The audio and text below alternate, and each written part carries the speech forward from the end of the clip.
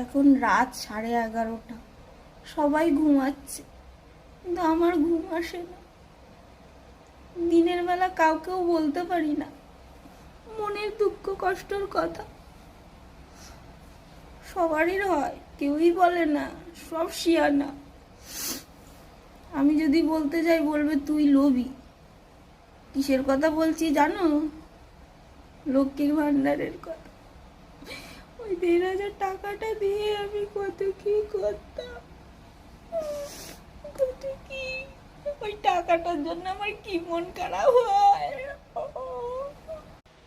তাহলে আমরা ঘরের বউরা কত স্বার্থপর, কি বলো?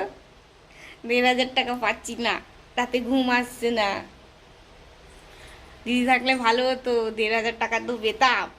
যেখানেই যাচ্ছি সেখানে একই কথা।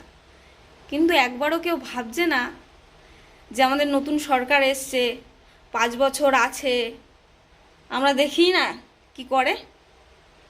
3,000 টাকা না পেলে কি আমাদের সংসার চলবে না? নিশ্চয়ই চলবে। আর যাদের খুবই প্রয়োজন তারা পেলেই হবে।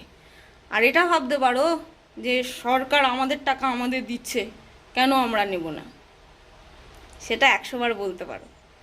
কিন্তু আমরা তো এটাও ভাবতে পারি যে আমাদের টাকা দিয়ে আমাদের রাজ্যে, আমাদের পশ্চিমবাংলায় সরকার কিছু করে দিক, নতুন নতুন উন্নয়ন করুক। সেখানে আমরা নাই মরেই যাব, ধরো থাকবো না, আমাদের বাচ্চা কাচ্চারা তো থাকবেই দেশে, তা দেশটাকেই উন্নতি করুক না, কি বলো? একটা জ্ঞানের কথা বলছি না, মনে হলো তাই বলছি। তো তোমাদের ভালো লাগলে লাইক করো, আর ভালো না লাগলে ডিসলাইক করে দিও। আমি কিন্তু কোনো পার্টির না, কিন্তু আমার মনে হয় যে সরকার 5 বছরের জন্য নতুন সরকারকে সুযোগ দেওয়াই যায়। 5 বছর পরে সব কিছু তো আমাদেরই হাতে। সরকার আমরা চেঞ্জ করতেও পারি, আবার রাখতেও পারি। কি কত জ্ঞানের কথা বলছি, রাখি বাই।